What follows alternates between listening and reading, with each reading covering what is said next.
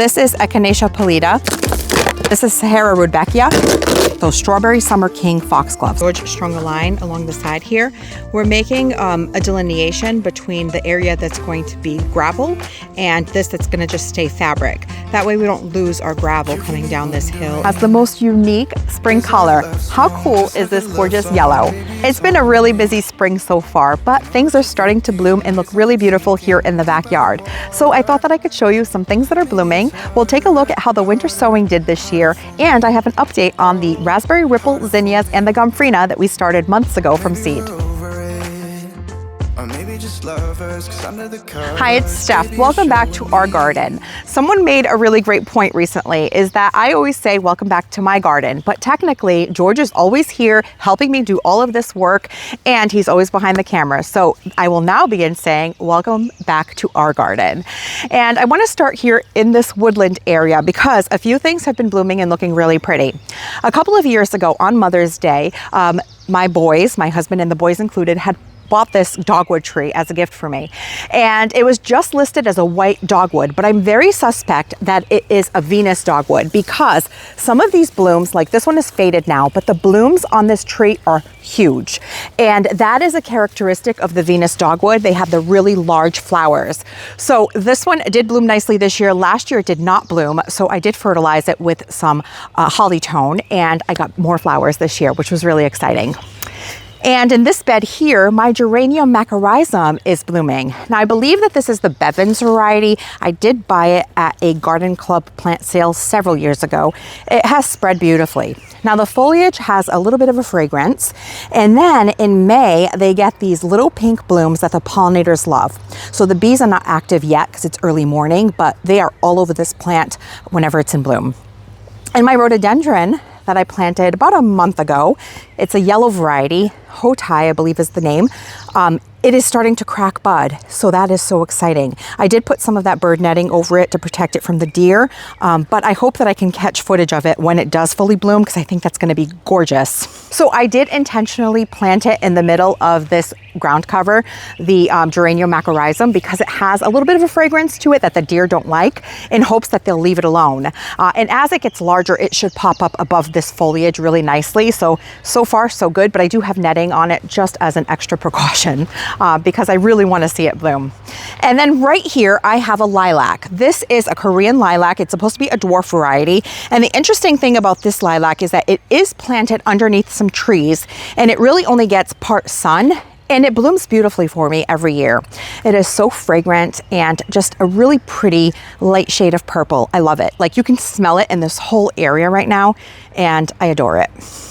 And my rhododendron that has been here for quite a while now, I want to say probably 6 years now, is starting to bloom. It started at the bottom and then it's coming up this way and the blooms are starting to crack open. It's a traditional pink purple variety. Believe it's the rosum, but really beautiful. I love the way that it looks with the lilac here in this corner. My ground cover is still blooming. This is the chocolate chip ajuga. And in this bed here, if you're wondering what to plant in a woodland area, I have a lot of shade-loving, but dry shade-loving plants, like epimediums. So I have quite a few epimediums in this bed. You can see the foliage. They did just finish blooming. They have these little tiny blooms that kind of hang on the undersides of the leaves. They look like little fairy flowers, very sweet. And so that is primarily what I've planted here, along with some Japanese painted ferns. I do have to go through, rake out this bed, apply some mulch. So everything is kind of just looking grown into one another at this point.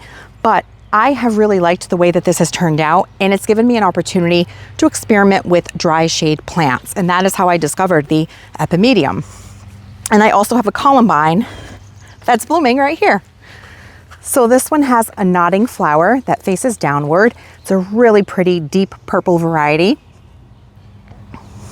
And it has self-seeded a bunch, which is great because I really want it to fill out this area. You can see all of the columbine babies down below. You can tell because they have a very distinctive foliage. You can tell. I can tell, yes. George has a hard time differentiating between a seedling and a weed, but you'll get a discerning eye after you've been gardening for a little while. This is definitely columbine. You can tell because you can match the seedling with the foliage of the mom plant. And if this is your first time visiting my channel, for some context, this area is still really rough because it's a work in progress. That woodland bed around the trees was the first bed I created in this area, and now we're developing the whole other side, which is looking beautiful so far. But what I want to show you is this bed here that we created the end of summer last year or beginning of fall. This is our well bed, and it originally started so that we could cover up the well head with a faux rock, and then decided to create a bed to plant around it. The rock is now disguised, and it turned out to this really beautiful area. And I have a couple of things blooming, which are gorgeous. This is Thalictrum, or meadow rue. It is the cotton candy variety by Proven Winners. I planted them here when the bed was created, and this is the first time that they're blooming here in my garden. They bloomed a little bit when I received them in the mail, and then now they're beautiful. Look at this gorgeous soft pink color. They're full of buds, so they just started blooming a couple of days ago. And I love the height that they provide in this bed, and this really airy bloom I think is beautiful. And right in front of them, I have another plant. This is the Southern Charm Verbascum. I actually started these last year with winter sowing, and because they are perennial, they bloomed on year 2, which is this year. So last year they just worked on root development and foliage, and this year we got these beautiful light pink blooms that coordinate so nicely with this meadow rue cotton candy. So I was just loving this combination and wanted to share it with you. But let's go ahead and take a look at how the winter sowing of this year turned out. We're down in my raised bed garden, and this is where I keep my winter sowing. And if you're not familiar with winter sowing, I will link a video down below. It's the process of creating a small greenhouse to grow seedlings in the winter time. And here is the result of some of them. I've already planted out a ton because it got really hot quickly. And so I planted some poppies out and some other things out in the landscape, but this is what I have left. And this is that Southern Charm Verbascum that I just showed you over in the well bed that was blooming. And you can see that I had really good germination. Those look really good. They're ready to come out of this container. You can see some of the leaves are starting to yellow, which means it's time that they want out. And they were started on January 11th. These don't look the greatest. This is basil. It got too hot and they just were not happy in this container. I am going to take some of these and still plant them out, and I think they'll be just fine. Let's open up a couple. So this is Echinacea pallida. This is a variety that I actually grew from seed for the first time. It's a native variety. And let me show you what it looks like so you know what to expect. There we go. We got 1, 2, 3, 4, 5, 6 plants. It's a really airy variety of Echinacea, and this one was started on February 15th. Pale purple coneflower. This is Powwow white coneflower, so another variety of Echinacea. I have grown this variety before, in fact last year, so this was the rest of the pack. And there we go. We got 1, 2, 3, 4, 5, 6 plants. And these were started on the 11th of January. This one has 0 germination. This was Fiery Sunrise Gomphrena. I did try to grow them in a container winter sowing in the past, and they did work, especially the buddy purple variety, but the atomic purple I also had some success with. This variety was not successful. It looks like I might have had a little bit of drying out on this container, which most of them are pretty heavy and moist, so I'm not sure. It could have been, again, that spread of hot temperatures that we had. So it's really important to check water on these, especially as the temperatures start to warm up. This also had some decent germination. That one's looking like it might not make it, but we have 1, 2, 3, 4, and this is Rudbeckia Prairie Sun, started in January. So I am going to plant these out here in this raised bed garden to give them some time to put on some more growth, and then decide where I want to put them out in the landscape. These are supposed to be a perennial variety here in my zone, 6B, 7A, so I'm excited about those. They're a really pretty variety of Rudbeckia. This here is the Pretty Parasols Pink Echinacea. I actually collected seed from my own plants in my front walkway. Because I had purchased 4 of them, only 2 came back, and from the 2 plants I collected seed, and I was able to get 3 more plants. So that's really exciting. And this is Zahara Rudbeckia, and I do have a few in here. This is a beautiful variety of Rudbeckia. I've been growing it for several years now, and they actually have returned after winter, which is exciting. And so I have a few more plants that I'm going to add to my front beds. I have 1, 2, 3, 4, 5, 6, 7, 8. So at least 8 plants. And these was started again in January, the 18th of January. I'm excited about these. Strawberry Summer King foxgloves started back in February, and I have quite a few of them. And what's exciting about this variety, the Strawberry Summer King, is that these are perennial, and most foxglove varieties are biennial, which means the first year it works on root development and foliage. At year 2, you get the blooms, and then their life cycle is done. So I want to see how these do and if they come back year after year. We'll see, and I'll let you know.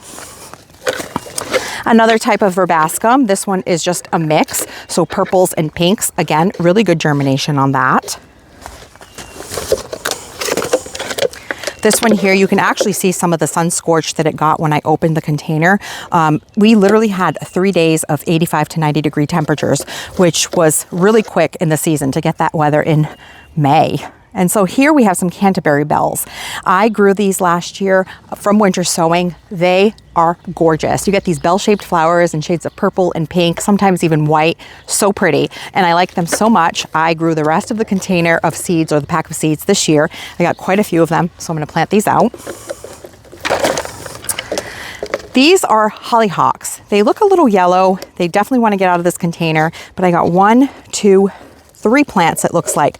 These are the champagne variety. I got the seeds from Baker Creek. They're really beautiful. These are also going here in this area because last year when I planted them outside of the fence, the bunnies had a field day on them. So I am certainly going to plant these in a protected space.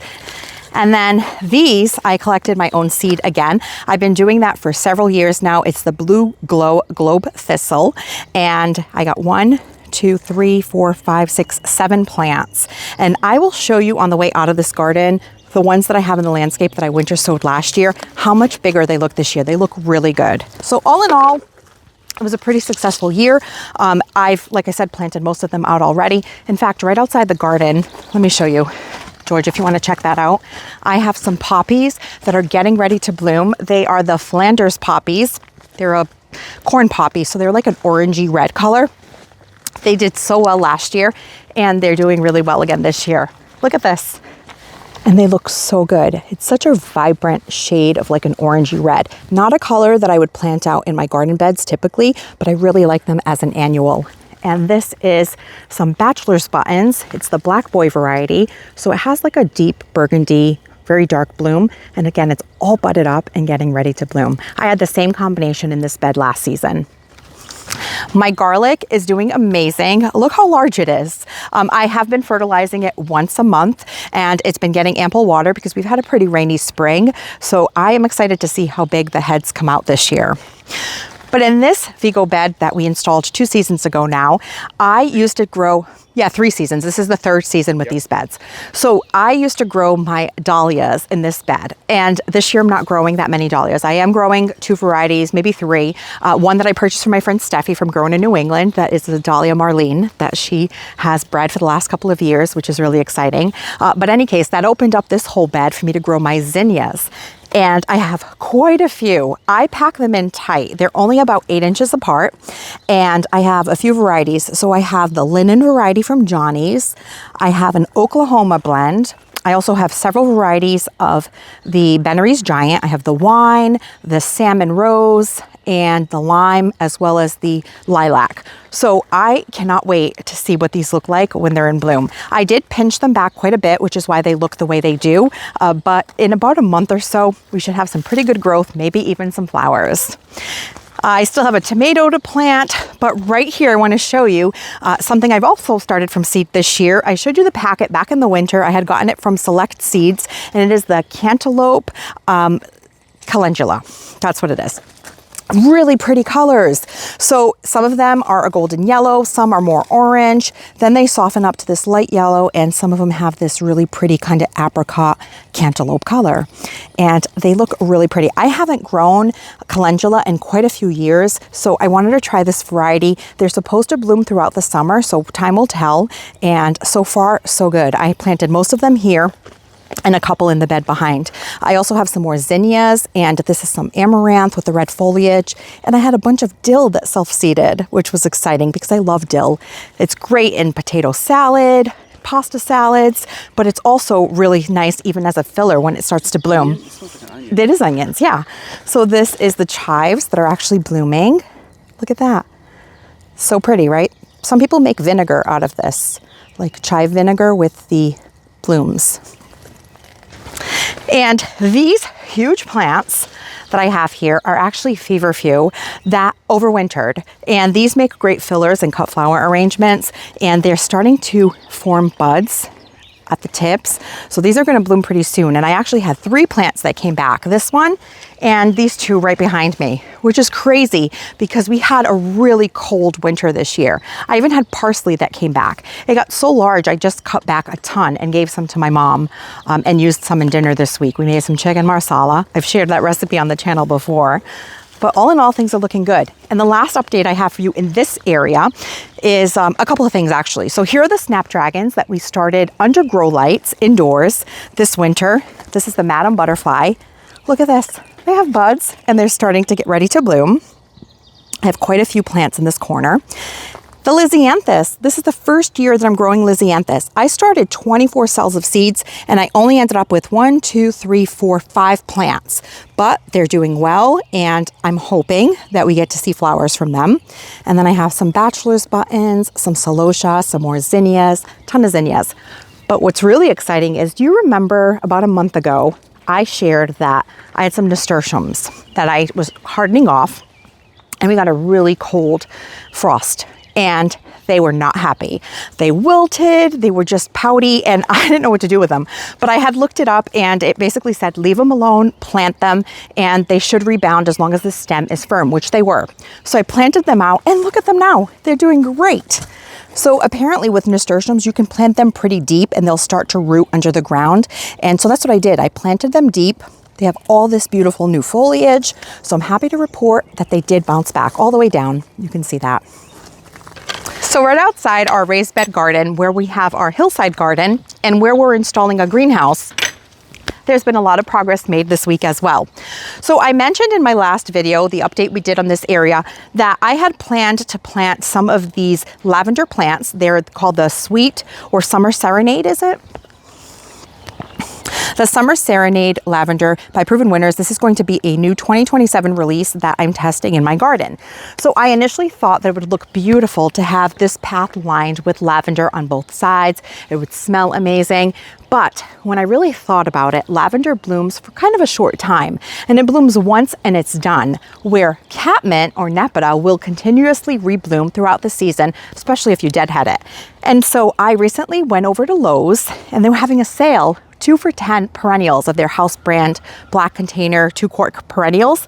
And I found this variety of catmint. It is the Junior Walker catmint, so it's a more compact version of the Walker's Low, which can get pretty wide. So this variety gets about 15 inches high. I don't think it'll get quite 48 inches wide, maybe about 30 inches wide. So what I did was I spaced them all 30 inches apart on center. So as they fill out, they'll maybe just touch and create a hedge. And I really love this light lavender purple color. And I think that because they bloom for longer, it'll be a better perennial in this area. So I went ahead and planted this whole side yesterday actually. And today I have to try to finish this side before the rain we're getting this weekend. But something else that has happened in this area is that we were able to place a bunch of boulders, well, rocks, along the edge to retain all of the gravel that we're gonna bring in this area. So you can see that.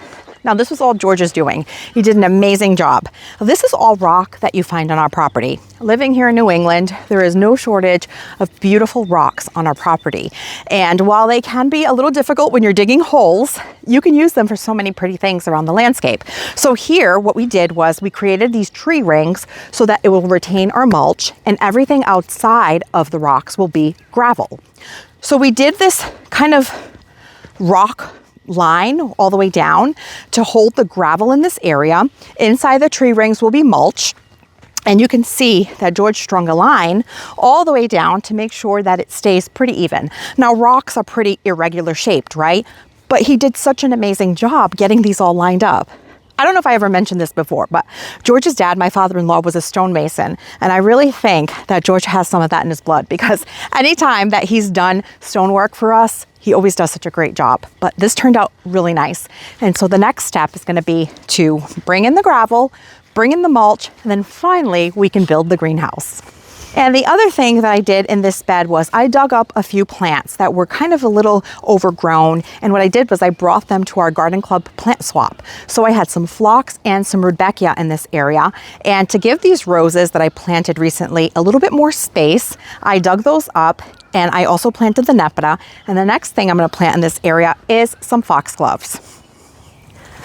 So this tray right here is some of the Camelot lavender foxgloves that I grew from seed this year. They're looking really great, and my plan is to kind of interplant them all along this bed, and I think they're going to look really pretty. Over the last week, George has also been working on installing some more of this metal edging. Over time, our plan is to have a series of paths in this area. We'll have one that leads you to our woodland garden. We'll have another that kind of leads you to this area on the opposite side of the raised bed garden. But this year, we've been primarily focusing on the side that's going to take you to the greenhouse. But this edging, we did have a couple of questions on it in the last video. It is not edgerite. It's by Vivor. We did buy it with our own money. George has said that in grass, this would be lovely, because it has those teeth that would stick right into the grass, into soft soil. It would be easier to work with. But in gravel and in rocks like we have, it's been a little bit of a fight. He's had a heck of a time trying to get this installed. But he's also done an amazing job getting all of these curves done. We showed in the last video that he's been bending them around the tree, and it's been working really well. So far, things are looking beautiful. So this is going to be mulch inside the edging, and then on the outside, we're going to have gravel for the path. But we also had something else that was blooming in this area recently, this pretty azalea. Now, it's just past its prime now, but this azalea was given to me by my grandmother before she passed away. My dad had bought her a potted azalea for Mother's Day, and she was living in a nursing home at the time, and she didn't have anywhere to put it. And she knew that George and I had built our house and were working on our gardens. So she gave this to me as a gift for the garden. And every year when it blooms, I think of her, and I just love it. So it's just one of those sentimental plants in my garden. So we're back here at my well bed, and I want to show you the blue globe thistle.